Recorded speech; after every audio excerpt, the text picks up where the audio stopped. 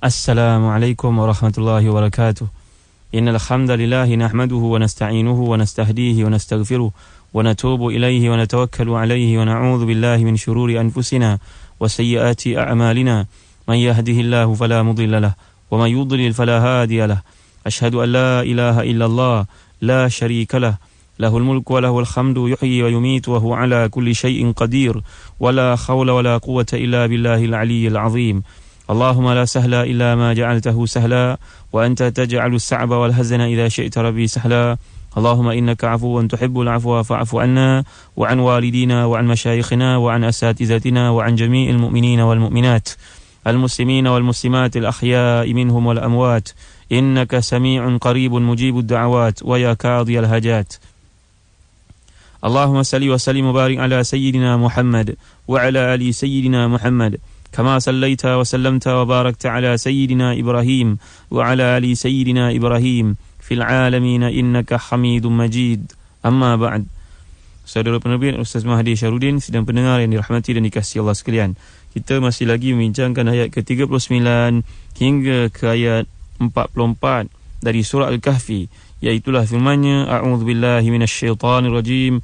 ولولا إذ دخلت جنتك قلت ما شاء الله لا قوة إلا بالله إن ترني أنا أقل منك مالا وولدا فعسى ربي أن يؤتيني خيرا من جنتك ويرسل عليها حسبانا من السماء فتصبح سعيدا زلقا أو يصبح ماؤها غورا فلن تستطيع له طلبا وأحيط بثمره فأصبح يقلب كفيه على ما أنفق فيها وهي خاوية على عروشها ويقول يا ليتني لم أشرك بربي أحدا ولم تكن له فئة ينصرونه من دون الله وما كان منتصرا هنالك الولاية لله الحق هو خير ثوابا وخير عقبا. Maksudnya, dan mengapa kamu tidak mengucapkan tatkala kamu masuki kebunmu, Masya Allah la quwwata illa billah, sungguhnya atas kehendak Allah semua ini wujud, tiada kekuatan melainkan dengan pertolongannya.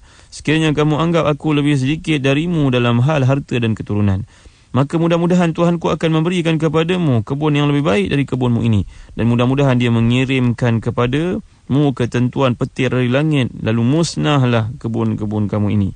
Atau airnya menjadi surut ke dalam tanah, maka sekali-kali kamu tidak dapat menemuinya lagi. Dan harta kekayaannya dibinasakan, lalu dia membolak-balikkan kedua tangannya tanda menyesal terhadap apa yang telah dibelanjakan untuk itu, sedang pohon anggur itu rebah bersama dengan para-paranya. Aduhai, kiranya dahulu aku tidak menyekutukan seorang pun dengan Tuhanku, dan tidak ada lagi baginya pertolongan selain daripada Allah Subhanahu wa ta'ala, dan sekali-kali dia tidak dapat membela dirinya. Di sana pertolongan itu hanya dari Allah yang hak. Dia adalah sebaik-baik pemberi pahala dan sebaik-baik pemberi balasan. Ya, sidang pendengar yang dirahmati dan dikasihi Allah sekalian. Jadi, orang yang beriman ini masih lagi meyakini dia mampu mempengaruhi sahabatnya yang kafir itu supaya kembali kepada Allah Subhanahu wa ta'ala. Lalu dengan yakinnya dia mengingatkan, kalaulah kamu mengucapkan Masya Allah la quwwata illa billah in tarani ana aqalla minka malan wa walada, kalau kamu ucapkan kalimah ni pun cukuplah menampakkan rasa syukur kamu kepada Allah Subhanahu wa ta'ala. Tapi nak buat macam mana?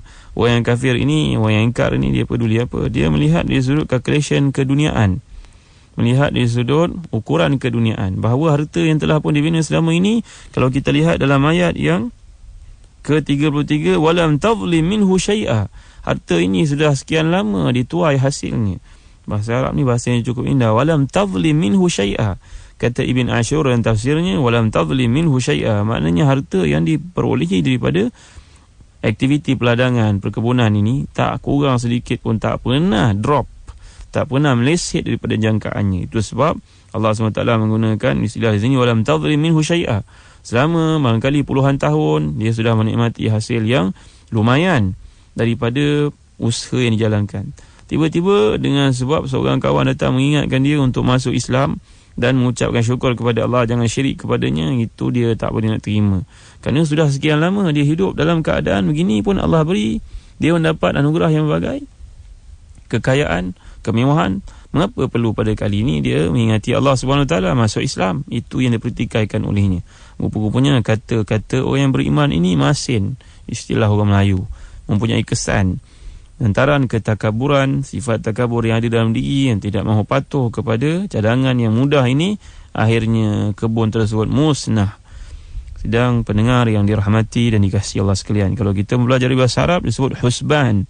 Husban ini maknanya petir, maknanya ra'du wal barq, petir dan juga kilat, halilintar yang turun daripada langit.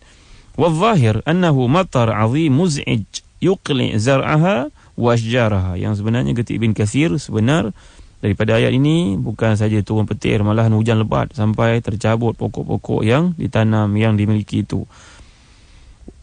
Dan Allah SWT menyatakan fatusbiha sa'idan zalaqa, jadilah bumi ini amlas. Amlas ni maknanya, amlas ni bukan malas, bukan bahasa Melayu malas. Amlas ini maknanya licin, habis musnah semuanya. Umpama kalau kita lihat dalam peristiwa mutakhir yang berlaku di zaman kurun ke-20, ke-21 ini, peristiwa tsunami, hancur, musnah, rumah, pokok semua habis, menjadi bumi yang rata, menjadi padang jarak padang terkukur. Ini kekuasaan Allah Subhanahu wa taala. Ataupun kata sahabat ini, au yusbiha ma'uha ghawra. Ghawra ini maknanya ke dasar bumi. Di Jordan ada sebuah tempat namanya Aghwar ataupun Ghur. Ghur ini dari sudut bahasa Arabnya merujuk kepada bumi yang paling rendah. Adnal ard, bumi yang paling rendah. Wahwa diddun nabi', dia ni lawan kepada kemuncak ataupun kawasan yang tinggi, pergunungan. Ghur ataupun Aghwar disebut juga oleh Allah Subhanahu wa taala pada ayat terakhir di surah Al-Mulk. Qul ara'aytum in asbaha ma'ukum ghawra faman ya'tikum bima'in ma'in. Katakan, apakah kamu tidak melihat? Apakah mampu kamu fikirkan? Kalau air yang ada atas muka bumi yang kamu gunakan untuk mengairi tanaman kamu ini masuk ke dalam bumi, in asbaha ma'ukum ghawra, ghawr ni makna masuk ke dalam bumi dan kamu tak dapat bertemu dengannya, siapa yang boleh bawa air menggantikannya? Nak gunakan sebagai bahan untuk penanaman, untuk menjadi di mana air ini satu ejen yang penting untuk menjadi faktor tumbuhnya pokok, bahkan manusia sekalipun perlunya air.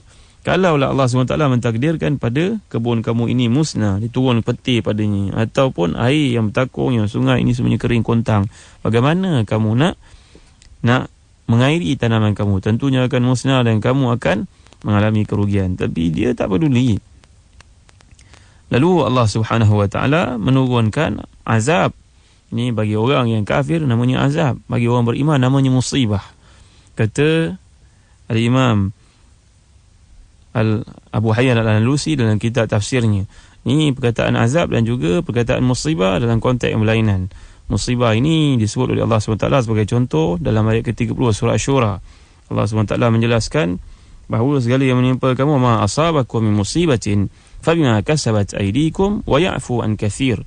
Apa yang menimpa kamu adalah disebabkan kesilapan kamu, dan Allah mengampunkan banyak perkara, dosa-dosa kamu disebabkan satu musibah yang berlaku. Musibah menimpa orang beriman, azab menimpa orang kafir. Dalam konteks ayat ke-40 ini, sebenarnya yang dimaksudkan oleh orang beriman ni, azab turun ke atas kamu sebab kamu kafir. Jadi tidak ada konteks ujian untuk kamu orang kafir. Dia merupakan satu seksa oleh Allah SWT yang didahulukan di dunia lagi. Jadi wa uhita bi thamarihi fa asbaha yuqallibu kaffayhi ala ma anfaqa fiha wa hiya khawiyatun ala urushiha. Kalau lihat tafsiran dikemukakan oleh Syekh Qutb dalam tafsirnya Fi Dhilalil Quran, dan harta kekayaannya dibinasakan, nampak gayanya bukan kebun tanaman semata-mata, malahan rumahnya yang berdekatan pun hancur. Ibu taufan yang berlaku ini, hujan yang lebat menghancurkan habis semua.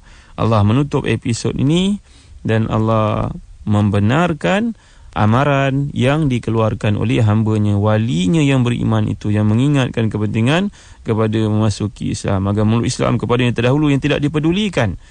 Jadi dalam ayat ke-42 ini Allah menutup jauhlah, menutup episod ini dengan menampakkan gambaran menampakkan satu kerugian yang menimpanya. Wa asbaha yuqallibu kaffayhi ala ma anfaq. Dia pun menepuk-nepuk tangannya macam orang yang sedang kerugian, mengatakan menyesali apa yang telah dilakukan. Semua wang yang telah di-spend, telah pun dibelanjakan untuk membiayai hasil pertanian itu, untuk mengairinya, untuk menyuburkannya, untuk melindunginya daripada haiwan perosak, habis semua dalam sekelip mata. Wahya khawiyatun ala urushiha, dan anggurnya yang hendak diperjualbelikan itu pun habis musnah, rebah bersama-sama dengan para-paranya sekali. Wa yaqulu ya laitani lam usyrik bi rabbi ahada, lalu dia pun mengeluarkan satu kata-kata tahassur. Ni laitani ni perkataan tahassur, menampakkan hasarah, menampakkan satu kerugian, kekecewaan, kehampaan yang tidak ada gunanya lagi. Ya laitani lam usyrik bi rabbi ahada, alangkah baiknya aduhai kalaulah dahulu aku mendengar kata-kata engkau, tapi nasi sudah menjadi bubur, tak ada cara nak ghostan balik semula. Walam takul lahu fi'atu yansurunahu min dunillah wama kana muntasira, dan tidak ada lagi golongan yang akan menolongnya selain Allah. Ini merupakan satu bentuk istihza. Allah Subhanahu wa taala menyindirnya kerana dahulu dia pernah kata pada kawannya dalam satu dialognya sebelum ini, ayat ke-34, wa kana lahu thamar faqala li sahibihi wa huwa yukhawiruhu ana aktharu minka mala wa a'azzu nafara. Dia mengatakan dia mempunyai kekayaan yang besar, harta yang banyak, dan mempunyai pengikut-pengikut, anak-anak, orang-orang keliling yang ramai menyokongnya. Tiba-tiba hari ini Allah perli dia. Allah tanya kepada kamu, sekarang siapa boleh tolong kamu? Lihat dalam sekelip mata penyokong-penyokong lari. Bila kita menghadapi satu masalah yang penyokong-penyokong yang tidak terus, yang menyokong kerana kewangan, pangkat dan sebagainya akan tinggalkan. Lalu tinggallah seorang ni, tinggallah hamba Allah ni seorang diri. Tak ada siapa lagi peduli kepadanya pada waktu itu. Lalu Allah Subhanahu wa taala mengabarkan kat dunia lagi, kamu bila hilang, luput kekayaan kamu, semua orang tak pandang kamu. Apatah lagi di akhirat besok, memang tak ada siapa akan bantu kamu. Walam takul lahu fi'atu yansurunahu min dunillah wama kana muntasira. Ada satu qiraat dalam tafsir Ruhul Ma'ani dijelaskan bahawa ada satu qiraat yang kedua yang mana waqafnya walam takul lahu fi'atu yansurunahu min dunillah wama kana muntasira wama kana muntasiran hunalik. Kerana hunalik ni kata pengarang kitab Ruhul Ma'ani menjelaskan bahawa hunalika ini merupakan zaraf yang masuk dalam ayat ke-43. Jadi wakafnya cantik kalau kita baca walam takul lahu fi'atu yansurunahu min dunillah wama kana muntasiran hunalik. Kemudian barulah mulakan dengan al-walayatu lillahil haqq wa khairun thawaba wa khairun uqba. Artinya kalau kita terjemahkan ayat ke-43 dan 44 yang dikombinasikan dalam cerita yang sama di sini, dan tidak ada siapa pun dapat beri pertolongan kepadanya melainkan Allah, dan sekali-kali dia tidak dapat membela dirinya di sana. Kemudian barulah al-walayatu lillahil haqq, pertolongan itu hanya dari Allah yang maha benar. Dia adalah sebaik-baik pemberi pahala dan sebaik-baik pemberi balasan. Ini satu qiraat, tapi qiraat masyhurnya berhenti setakat wa ma kana muntasira, dan dia tidak dapat membela dirinya. Kemudian hunalikal walayatu lillahil haqq, dan di sana itu pertolongan dari Allah yang maha benar, dan dia adalah sebaik-baik pemberi pahala dan sebaik-baik pemberi balasan. Dan dari sudut perkataan al-walayah ini pun ada dua qiraat. Ada yang baca dengan al-wilayah dan ada yang baca dengan al-walayah. Kalau dibaca dengan al-wilayah, dia merujuk kepada wilayah ni, maknanya merujuk kepada hukmullah, al-hukmu lillah, maknanya pemerintahan itu milik Allah Subhanahu wa taala. Tapi kalau kita baca al-walaya, dia ada perkataan muala ni maknanya tertunduk, artinya patuh kepada Allah Subhanahu wa taala. Kalau al-wilayah, wilayah ni kalau kita guna dalam bahasa Melayu, wilayah maknanya daerah maknanya yang tunduk pada sesuatu hukuman, pada sesuatu hakim, pada sesuatu pemerintah. Jadi ada dua bentuk qiraat, satu al-wilayah, satu al-walayah. Kalau lihat pada walayah ini disebut oleh Allah Subhanahu wa taala dalam ayat yang lain sebagai contohnya, falamma ra'aw ba'sana qalu amanna billahi wahda wa kafarna bima kunna bihi musyrikin. Ini gambaran manusia yang akan diperlihatkan tentang siksa Allah SWT di akhirat besok. Barulah dikata bila dia melihat azab kami, dia pun berkata kami beriman kepada Allah Subhanahu wa taala yang akan melindungi kami, menjaga kami, dan kami ini sebenarnya tidak pernah syirik kepadanya. Dan dalam ayat lain menceritakan tentang kematian Fir'aun Allah Subhanahu wa taala membawakan dalam surah Yunus ayat ke-90, hatta idza adrakahu al-gharaq qala amantu annahu la ilaha illa alladhi amanat bihi banu Israil wa ana minal muslimin al-ana wa qad asaita qablu wa kunta minal mufsidin. Ini kisah yang membawakan maknanya manusia bila berada dalam tahap seperti ini, mereka mengharapkan perlindungan daripada Allah SWT. Jika kita baca dengan al-walayah, dengan fathah. Tapi kalau kita baca dengan al-kasrah, juga merujuk kepada satu istilah yang betul. Maknanya hunalika al-hukmu lillahil haqq. Jadi kalau kita baca al-wilayah mengikut qiraat, dia merujuk kepada kekuasaan Allah Subhanahu wa taala, juga betul. Tetapi masyhurnya hunalikal walayatu lillahil haqq. Seterusnya muslim-muslimat yang dirahmati dan dikasihi Allah sekalian, kita lihat dalam ayat Allah yang ke-43 dan 44 ini, perkataan al-haqq dalam ayat ke-44 dibaca dengan dua wajah juga. Yang pertama hunalikal walayatu lillahil haqqi, dan qiraat yang kedua hunalikal walayatu lillahil haqqu. Kalau lillahil haqqi, dia jadi naat kepada Allah. Di sana pertolongan itu milik Allah yang maha benar. Tapi kalau kita baca hunalikal walayatu lillahil haqqu, al-haqqu ini menjadi naat kepada al-walayah ataupun al-wilayah dalam qiraat yang telah kita bacakan tadi. Sedikit sebanyak muslim-muslimat yang dirahmati dan dikasihi Allah sekalian, kita dapat melihat bagaimana pentingnya kita memahami Al-Quran. Dan dengan memahami Al-Quran ini mudah-mudahan menjadi mudah perjalanan kita dalam hidup, mencari ridha Allah Subhanahu Wa Taala, dan kita mempelajari, mengambil iktibar. Dan insya-Allah dalam kuliah akan datang kita akan lihat kesimpulan yang dibuat tentang kisah hidup manusia ini dalam ayat ke-45. Sebelum Allah Subhanahu Wa Taala mengemukakan kepada kita bandingan kehidupan dunia dengan nikmat-nikmat yang lain, harta, anak-anak dan sebagainya. Bila masa anak-anak itu menjadi fitnah, dan bilakah masa anak-anak itu menyebabkan kepada kita thawabun azim ataupun thawabun jazil. Bila keadaan itu berlaku, insya-Allah kita akan lihat pandangan yang dikemukakan oleh para ulama mufassirin berdasarkan kepada hadis-hadis Nabi sallallahu alaihi wasallam, dan kita belajar satu hakikat yang penting yang diajar oleh Nabi sallallahu alaihi wasallam melalui seorang sahabat yang mulia bernama Abu Musa al-Asy'ari, bahawa Nabi mengingatkan kita supaya sentiasa mengucapkan la haula wala quwata illa billah. Dalam hadis yang sahih riwayat Bukhari dan Muslim yang telah kita lihat kupasan sebelum ini, qala Rasulullah sallallahu alaihi wasallam, ala adulluka ala kanzin min kunuzil jannah, la haula wala quwata illa billah.